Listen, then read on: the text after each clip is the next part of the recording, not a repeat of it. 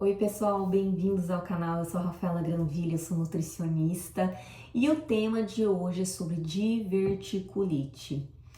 Bom, gente, antes de eu começar, eu quero compartilhar com vocês uma coisa muito importante, principalmente para vocês que são casados, tá? Ou casadas. Gente, tem um aplicativo chamado Família em Equilíbrio. Rafa, por que você está indicando esse aplicativo? É um aplicativo que eu uso com meu marido e eu acho que vale muito a pena para vocês que são casados, porque eu acho que uma das coisas que mais causam discórdia no casamento, né, além de problemas familiares e às vezes até questões de criação de filhos, mas também a questão financeira, né, gente? A gente sabe como é que é complexo. E esse aplicativo ele é muito bacana porque ele ajuda você a ter uma organização financeira. Então, tanto você quanto o seu companheiro ou sua companheira coloca ali as informações de gastos, tanto fixos e gastos que não são fixos, e aí vocês conseguem administrar melhor esses gastos, né? Avaliar melhor. Às vezes, sei lá, vocês querem economizar dinheiro, mas não conseguem. Então, nessa planilha, vamos supor, o que você colocar vai atualizar automaticamente e o seu companheiro, a sua companheira, ela vai saber, ou ele vai saber que atualizou alguma informação. E aí é o que eu sempre digo, duas cabeças pensam mais que uma. Então, às vezes ali, os dois tendo noção, né? Às vezes consegue enxergar algo ali e fala assim, nossa, dá pra gente economizar nisso aqui, ó, a gente parar, sei lá, vou dar um exemplo. Às vezes vocês vão todo final de semana comer fora. Aí vocês falam, a gente tá gastando muito com restaurante. E se a gente começar a ir a cada 15 dias? Poxa, esse dinheiro aqui, ó, daria para pagar essa conta aqui, ou daria pra gente economizar pra nossa viagem. Não sei, entendeu? Então, esse aplicativo, ele ajuda nessa organização. Porque, gente, às vezes a gente tem um péssimo hábito de não organizar nossas contas, né? Ou achar assim, não, eu sei de cabeça que eu vou pagar. E às vezes você gasta com coisas bobeiras, assim, que tem um preço baixo, né? Não é algo caro, e você acha que isso não vai dar diferença no final do mês ou quando você somar aquilo no ano. E dá, né? Então, você tendo a planilha, isso faz com que ajuda você a enxergar melhor, né? E ter mais clareza e enxergar uma possibilidade ali, não dá pra gente remanejar isso aqui para economizar, né? Ou para pagar uma conta, não sei, tá bom? Então, de verdade, eu uso esse aplicativo, eu acho ele super bacana, eu acho que vale super a pena e ele tem um preço bem acessível. Eu vou deixar o link para vocês aqui embaixo na descrição desse vídeo e no primeiro comentário fixado, tá bom? Então, vou começar a falar sobre diverticulite. Vamos começar. Tô ansiosa porque eu estudei muito para isso, tá? Fiquei aqui pensando como que eu ia explicar para vocês, porque é um pouquinho complexo o assunto. Eu falei, ai meu Jesus, e agora? Eu gravei trocentos milhões de vezes esse vídeo para tentar, que é o começo do vídeo mais difícil, que eu vou explicar para vocês a fisiopatologia, né? Porque a diverticulite é uma inflamação, termina com it a palavra, diverticulite. Então, isso significa inflamação. Mas tá, o que é diverticulite? Então, antes de eu começar a explicar o que é diverticulite, vocês precisam entender o que é divertículo. Aonde que isso forma, se desenvolve, né? Então, vamos começar do começo. O divertículo, o que é divertículo? É mais ou menos um buraquinho, tá? Eu vou compartilhar uma foto aí com vocês. Deixa eu até dar uma olhada aqui porque eu vou editar esse vídeo, tá, gente? Então, eu preciso ver a foto para eu saber como que eu vou explicar para vocês. Mas é assim, ó. O divertículo é tipo um buraquinho que forma no seu intestino, tá? Principalmente ali na região final do intestino. O intestino faz uma curvinha assim, né? Então, na região final do intestino ali, indo para o ânus, o reto, o furículo, o chibio, o fiofó. Então, forma um buraquinho. dentro do seu intestino. Só que pro lado de fora do seu intestino, ele forma tipo uma bolha, né? Uma bolha. Isso é um divertículo, tá? Quando desenvolve várias crateras, buraquinhos dentro do seu intestino, que pro lado de fora são essas bolhas, essas bolinhas, quando são várias ao mesmo tempo, elas são consideradas de diverticuloses, tá? E aí o que acontece? Uma pessoa, quando ela tem diverticulose, que são vários divertículos, vários desses buraquinhos dentro do intestino, mas que para fora do intestino são tipo umas bolinhas, a pessoa ela pode ter isso e ficar a vida inteira de boa na lagoa, não desenvolver nenhuma inflamação e a pessoa seguir a vida dela tranquilamente, tá? Mas existem casos que a pessoa ela pode apresentar alguns sintomas. Um sintoma não grave, né? Um sintoma leve, tá?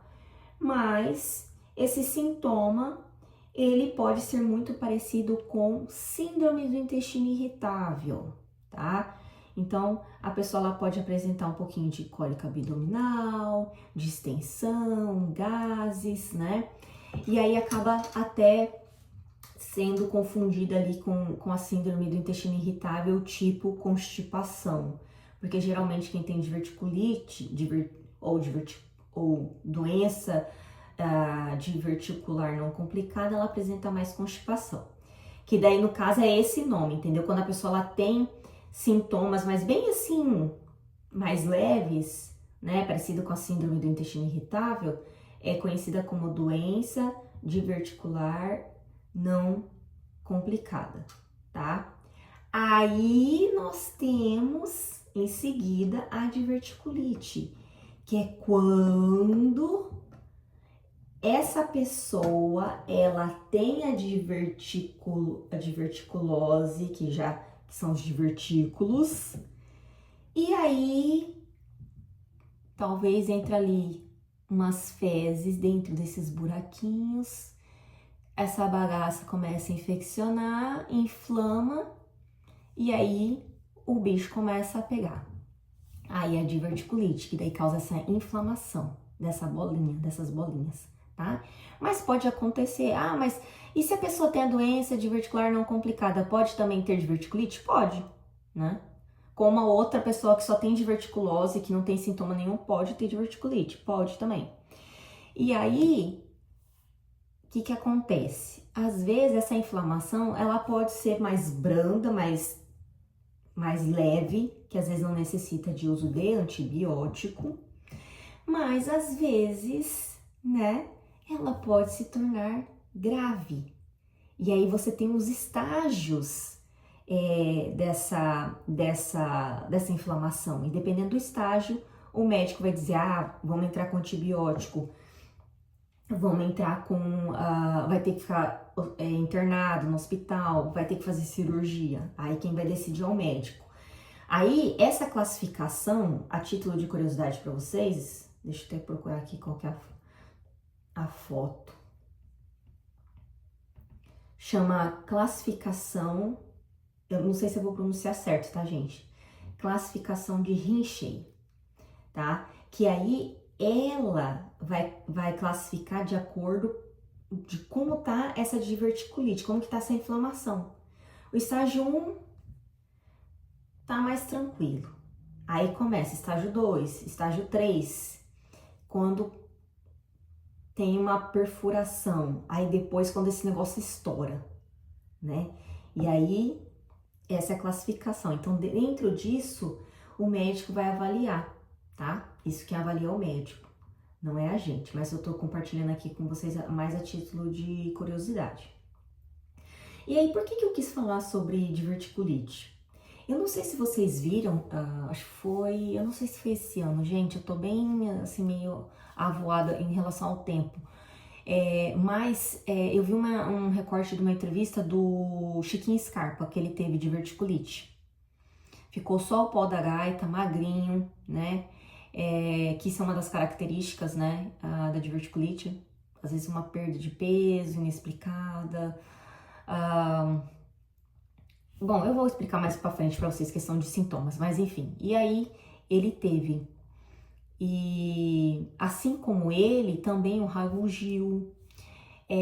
Esqueci o nome da outra atriz. Tá até na capa aqui da thumbnail do vídeo. Esqueci o nome dela, não sei o que lá, Ohana. O nome da atriz, ela é da minha época, quando eu era criança. Tem um outro apresentador também, que eu esqueci o nome dele. Eu acho ele parecido até um pouco assim com o Celso Portiolli, o rosto dele. Esqueci o nome dele, mas ele também tá aí na capa da minha thumbnail. Ele também teve diverticulite, e o Luciano Zafir, que é o pai da Sasha, filha da Xuxa, né? E aí, quando eu assisti o recorde da entrevista do Chiquinho Scarpa, eu falei, por que não falar sobre diverticulite, né? Eu acho bem interessante esse assunto. Porque a gente fala muito aí, você vê nas redes sociais falando sobre síndrome do intestino irritável, né? A pessoa tem dificuldade de fazer cocô, sobre constipação, mas se fala pouco da diverticulite. Até porque a diverticulite, ela ainda não tem nenhum estudo que diz pra você, pra gente assim, é isso que causa a diverticulite. Mais pra frente eu vou explicar pra vocês. Existem várias coisas que eles falam que pode causar diverticulite, beleza? Então vamos lá. Continuando, dados epidemiológicos, né? Vamos pros dados. Bom, a diverticulite, ela tem mais prevalência de acontecer nessa inflamação em países ocidentais do que, por exemplo, países asiáticos. Em vários estudos que eu li, eles falam sobre isso, eles fazem essa comparação, né? E até a localização onde acontece a diverticulite é diferente do intestino da galera que mora pro lado do ocidente, que tem uma alimentação mais ocidental, comparado com a galera que mora na Ásia. Então, na galera que mora na Ásia, acontece logo no começo do intestino grosso, no ascendente, na região ascendente, que é o comecinho ali. E aí, quem é mais pro ocidente, que tem uma alimentação mais ocidental, acontece mais na região do intestino, na parte descendente, que é já ali na curva, no final do caminho ali para as fezes ir pro ânus, pro furico, pro chibio, pro fiofó, tá? E aí, a diverticulite, ela é mais comum em pessoas idosas, né? Até pelo fato também, porque vai mudando, né, gente? A questão da microbiota intestinal, a elasticidade desse intestino também muda, né? A alimentação do idoso muda. Então, isso é uma das coisas que podem ser, talvez ali, o que justificasse esse maior índice de pessoas idosas.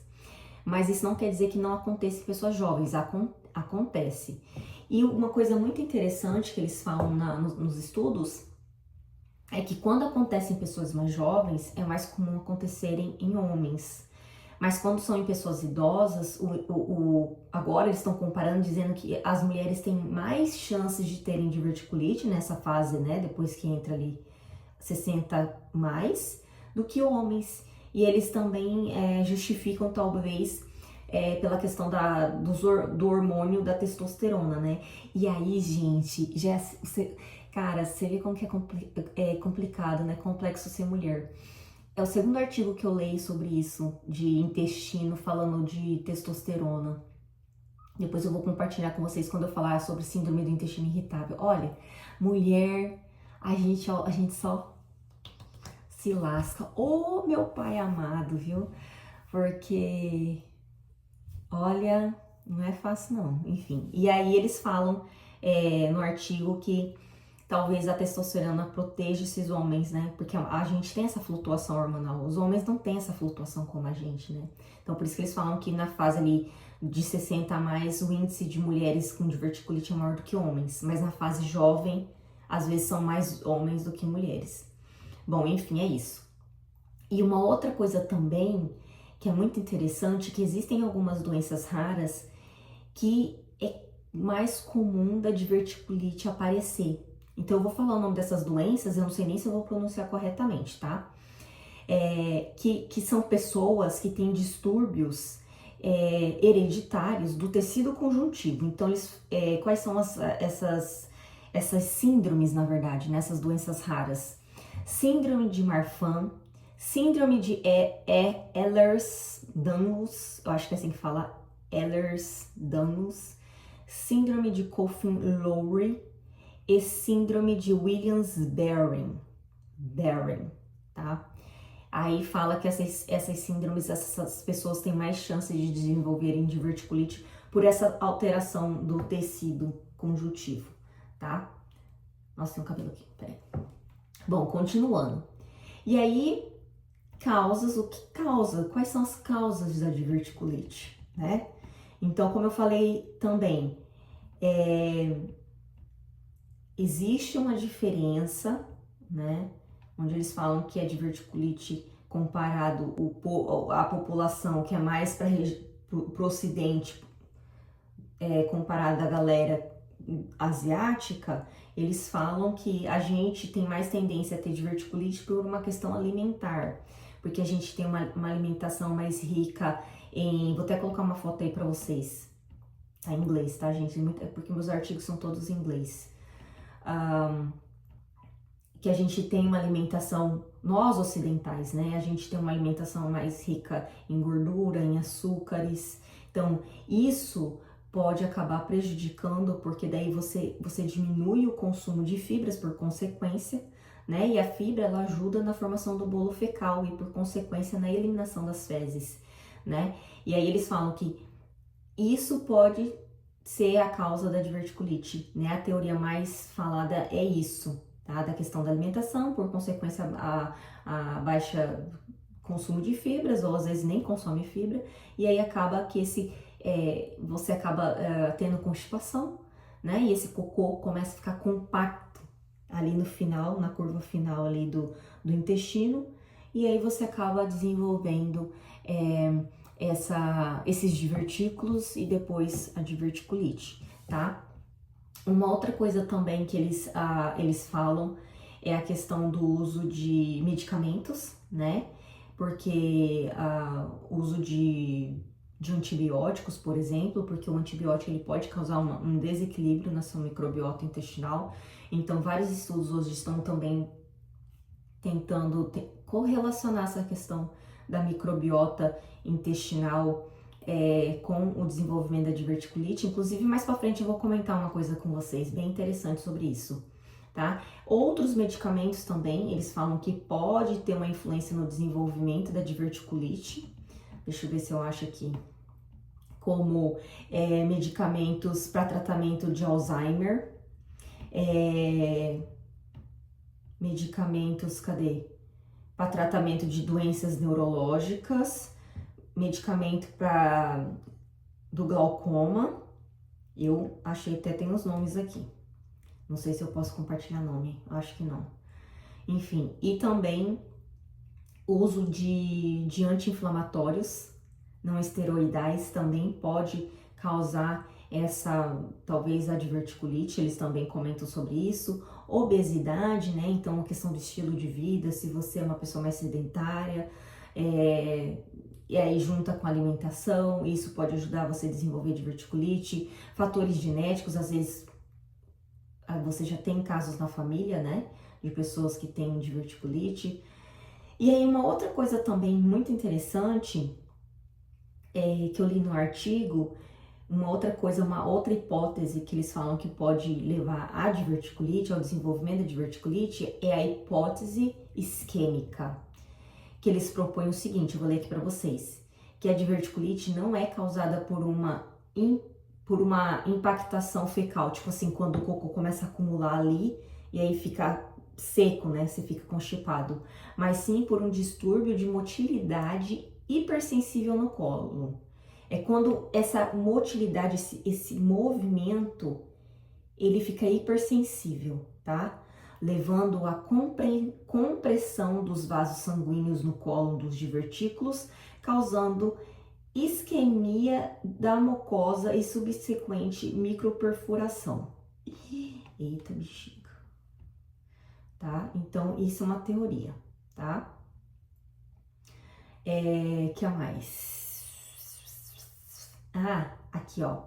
Uma outra coisa também interessante, né? Porque eu falei pra vocês também que a diverticulite, ela pode acontecer mais quando a pessoa tem 60 a mais, né? Que a pessoa tá idosa. Tem um trecho aqui que eu separei para vocês que é bem bacana, que eu li no artigo, que eles falam assim, ó. A contração irreversível ocorre, né, do intestino, né, grosso, como resultado do aumento da deposição de elastina, que juntamente com alterações na composição do colágeno relacionadas à idade, podem enfraquecer a parede do cólon, predispondo à formação de divertículos. Então,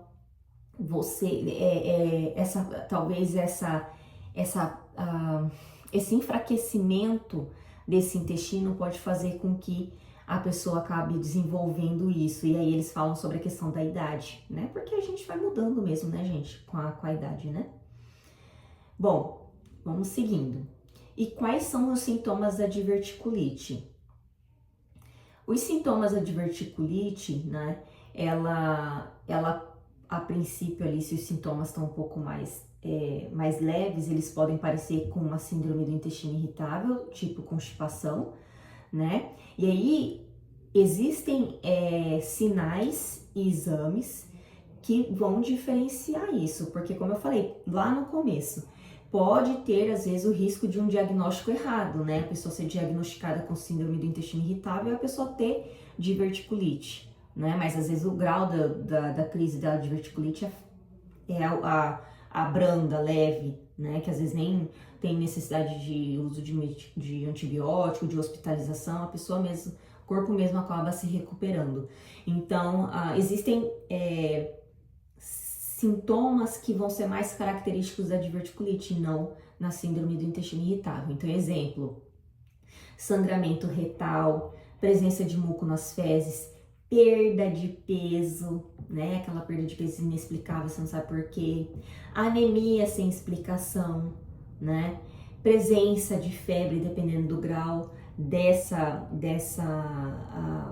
diverticulite, como eu falei, ela pode ser mais branda, mas ela também pode ficar mais severa, né? Acordar de madrugada com vontade de fazer um number two, distensão abdominal, leucocitose, né? Pode acontecer também de estar alterado no seu exame e aí isso vai diferenciar de uma síndrome do intestino irritável.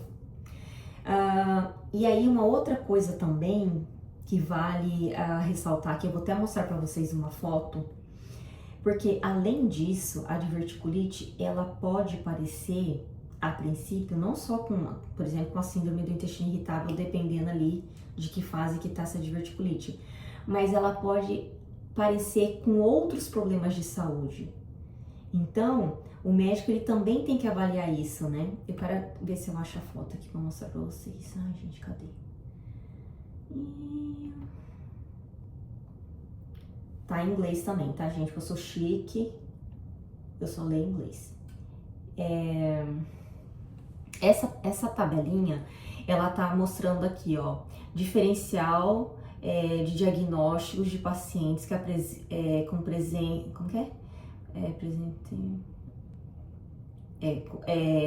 pacientes que apresentam sintomas de diverticulite aguda. E aí tem os outros diagnósticos e as características dos outros problemas de saúde, tá? Porque coisas que têm a ver com o intestino, gente, dependendo dos sintomas, eles podem realmente confundir o profissional, tá?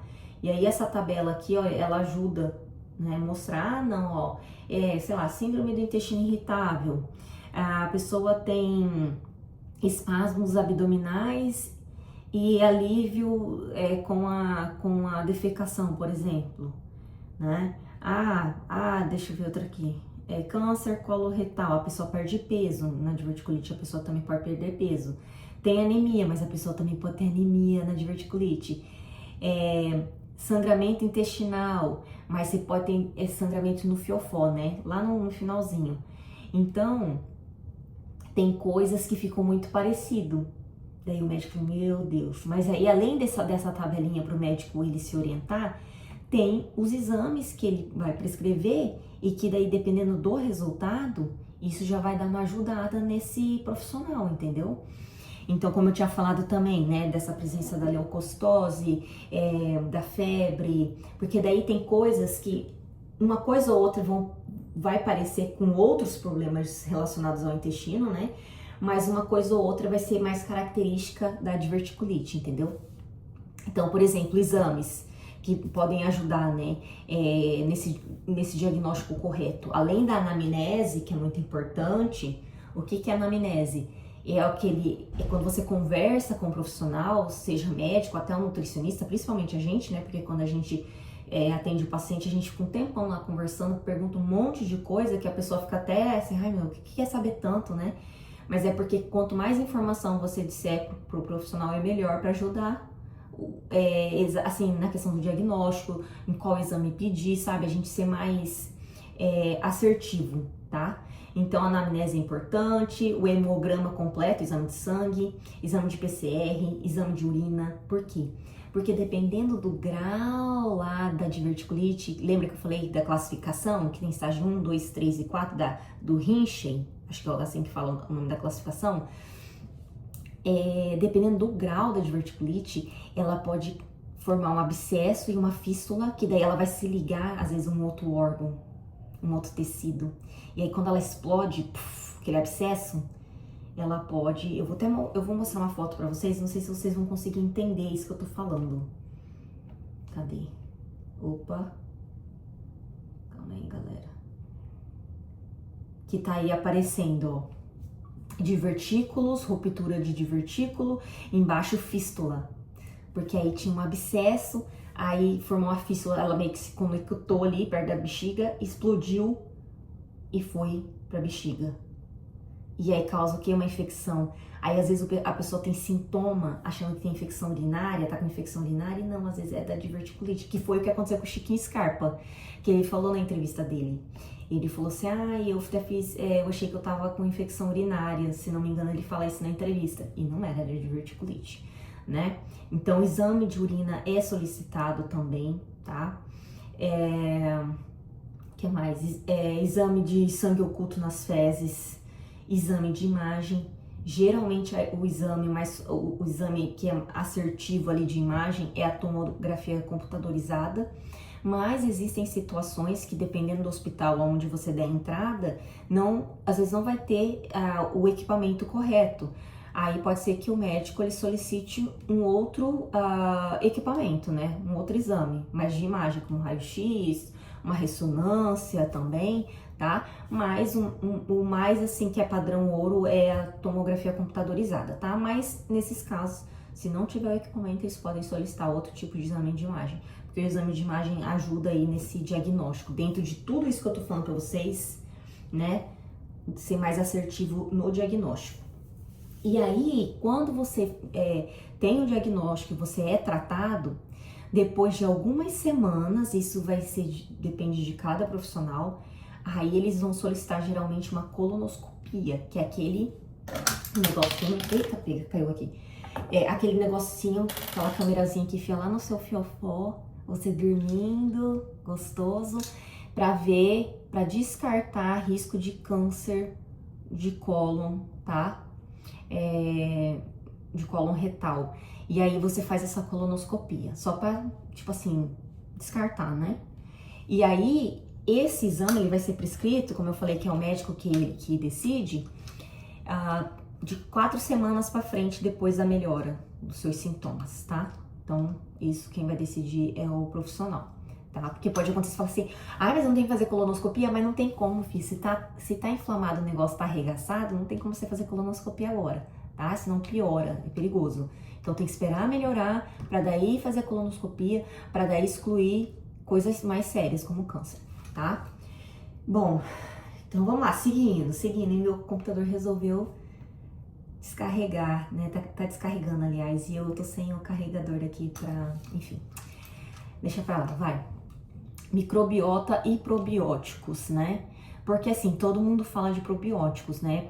Todo mundo acha que o probiótico, ele é a salvação da terra, né? Você tomou probiótico, tudo na sua vida vai ser diferente, vai ser melhor, você vai se tornar uma pessoa melhor. Mas, gente, ainda tudo está em fase de estudo. Tem coisas que sim, já tem comprovação científica, tem algumas coisas que já foram testadas em animais e que supostamente talvez em humanos dê certo, né? Em relação à diverticulite, o uso de probiótico ainda não tem nenhum protocolo, não tem nada exato falando assim, olha, esses probióticos aqui são bons para ajudar, no tratamento da diverticulite. Eu vi dois estudos que eles falaram sobre o uso de dois probióticos, que eu vou ler aqui para vocês, deixa eu procurar aqui. Que eu acho que era o Lactobacillus reuteri, se não me engano. Deixa eu ver aqui. Calma, crianças. É sobre o Lactobacillus paracasei. E eu acho que o outro é esse que eu falei o nome. Calma aí, galera. Meu Jesus, cadê o trem?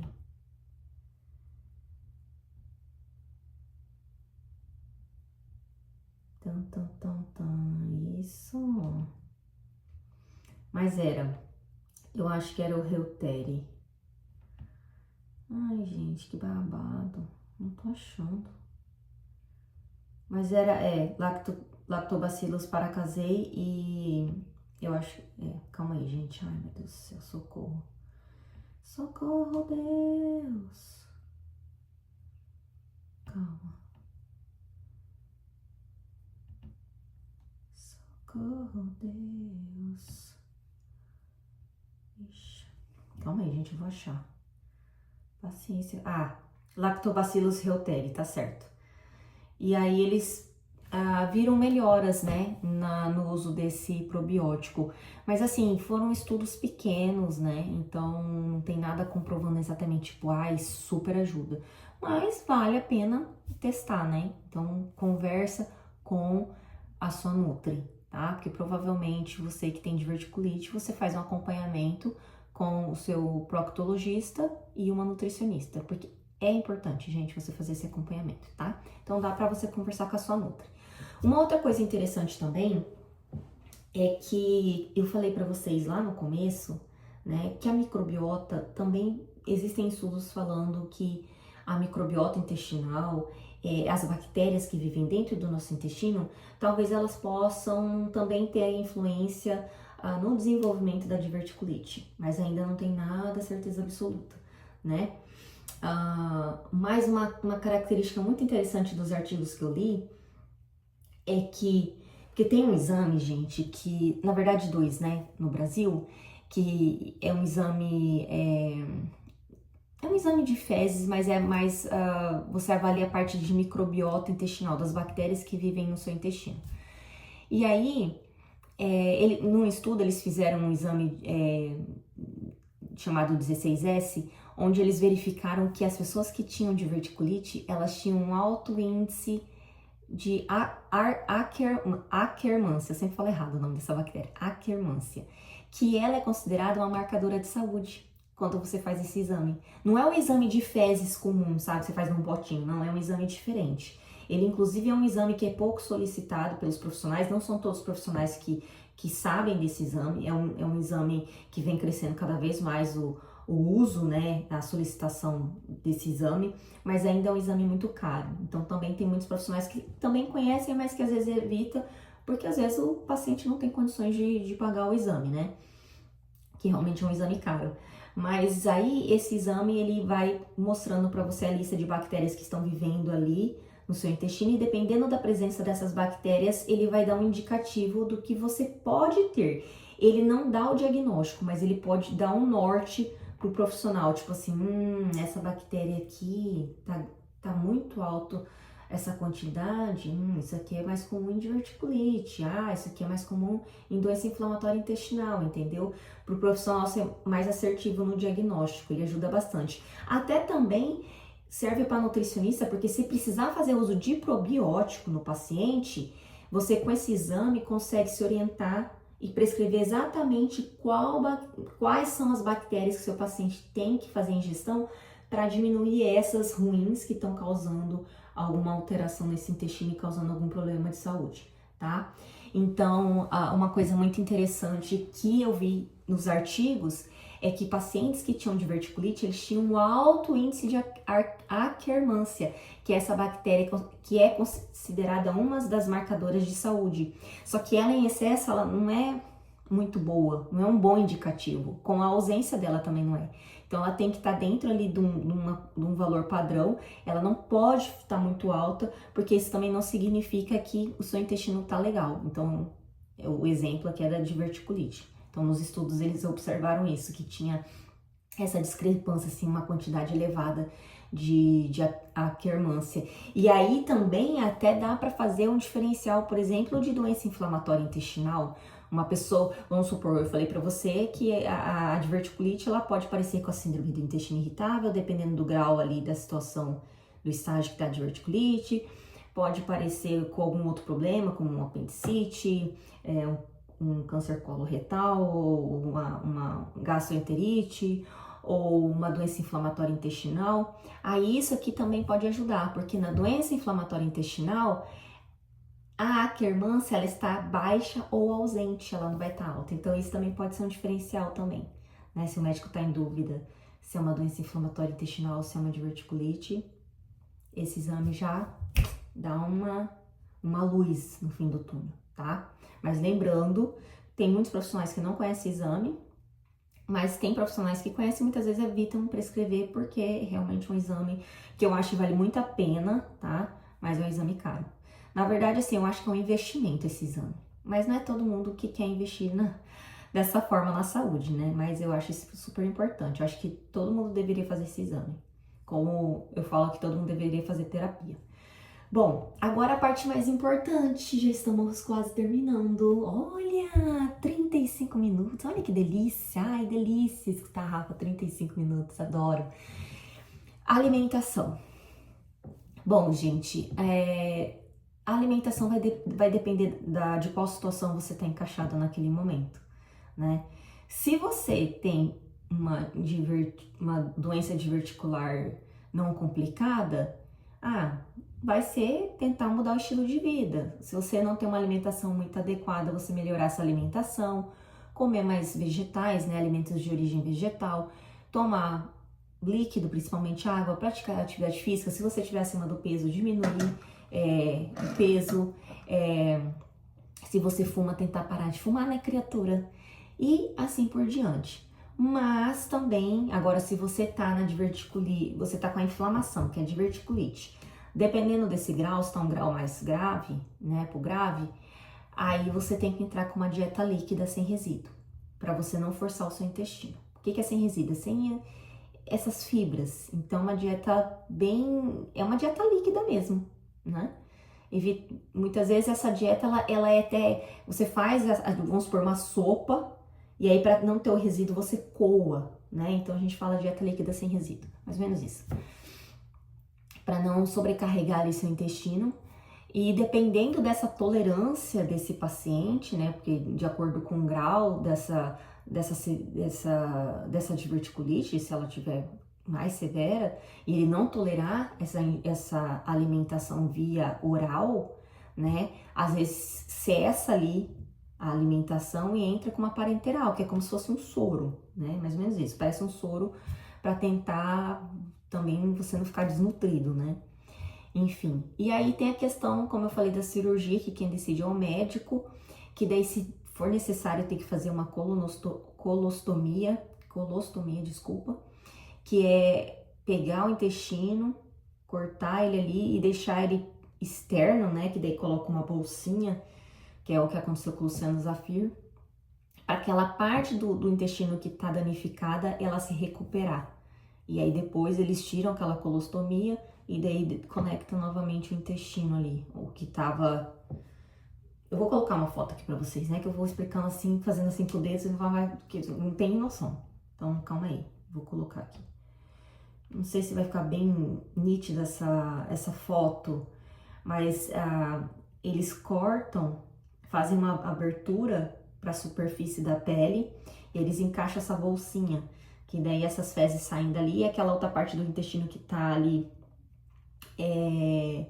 machucado, né, que não tá bacana, que precisa de recuperação, eles deixam descansando. E aí quando aquela parte do intestino se recupera, eles voltam e conectam novamente, tá? Então é isso. Bom, e aí, continuando a questão da alimentação, uma coisa também que eles falam muito é que é claro que, como eu falei, às vezes a diverticulite ela pode parecer com a síndrome do intestino irritável. E na síndrome do intestino irritável se fala muito de dieta low food map, né? Que é uma dieta baixa em fruto, óleo de monossacarídeos e polióis. São tipos de açúcares que o nosso corpo ele não degrada por completo. Então, quando ele chega no intestino, ele fermenta muito. Aí tem pessoa que tem muita distensão abdominal, muitos gases, desconforto. A pessoa tem uma hipersensibilidade visceral, então ela sente mais dor. E a mulher também, por uma questão hormonal, olha que beleza, acaba tendo até mais dor do que o homem. E, enfim, então eles também sugerem para evitar sintomas, né? Até no caso ali, se a pessoa tem, por exemplo, doença diverticular não complicada, ela fazer essa alimentação mais baixa no Food Map para ver como ela vai ficar, se ela vai melhorar nos sintomas e depois de um tempo ela fazer a reintrodução desses alimentos pouco a pouco, né, um de cada, e vai vendo como o corpo vai reagir, se vai ter sintomas, tá? Mas assim, gente, essa dieta é um pouco complexa, não dá pra você fazer por conta, tá? Não é puxando a sardinha pra mim que sou nutricionista, mas já puxando, tem que fazer um acompanhamento. Não tem jeito, criatura, tem que fazer, tá? A Nutri, ela vai saber certinho ali, ser bem assertiva para dizer para você o que dá para tirar já a princípio, lembrando que ela também vai fazer uma anamnese com você, igual o médico vai te perguntar um monte de coisa, e aí ela vai decidir. E aí depois ela vai dizer quanto tempo você vai ficar com essa dieta, fazendo essa dieta, e depois a partir de quando vai começar essa reintrodução e a partir de qual alimento. Ela que vai falar para você, tá? Então, assim, é uma dieta um pouquinho complexa, assim, é importante você fazer acompanhamento, tá? E que mais? Ah, uma outra coisa também que eu vi em vários artigos que algumas pessoas têm dúvida é em relação ao consumo, por exemplo, se eu comer pipoca, porque diz que antigamente falava, não pode comer pipoca, não pode comer castanhas, que isso pode causar sintomas. E não, tá, gente? Pode comer as castanhas, pode comer a pipoca, que isso não vai causar sintoma, tá? Uma outra coisa também consumo de café. Cara, se você é uma pessoa que consome muito café, eu indicar vocês diminuírem, tá? Não vou falar assim, para. Cara, se você parar de tomar café, você é muito foda. Mas tenta diminuir, porque geralmente o café ele dá sintoma. Até pra pessoa que é constipada, às vezes a pessoa que é constipada, ela não vai fazer cocô. Eu não, eu sou o tipo de pessoa, se eu tomar café de manhã, eu vou fazer cocô, eu vou cagar, com certeza.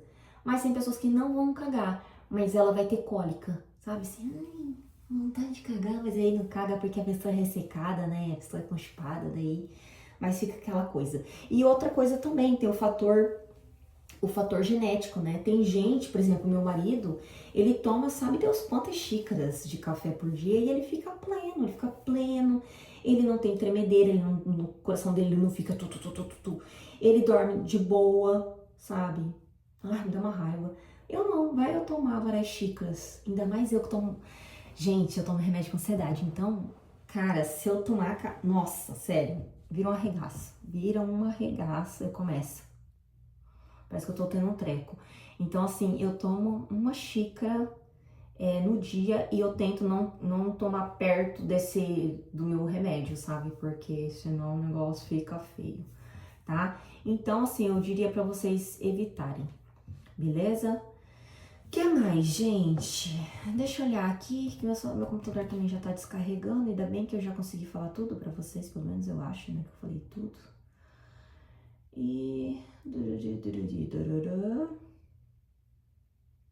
Calma aí, gente. É que eu estou com duas páginas abertas aqui. Uma que eu ia falar, tipo, a sequência, né? Fazer sequência de vídeo. A outra que tá com todos os artigos que eu fui grifando. Vou colocar aqui pra ver se eu consigo achar. Ah, tá. Ah, aqui, ó.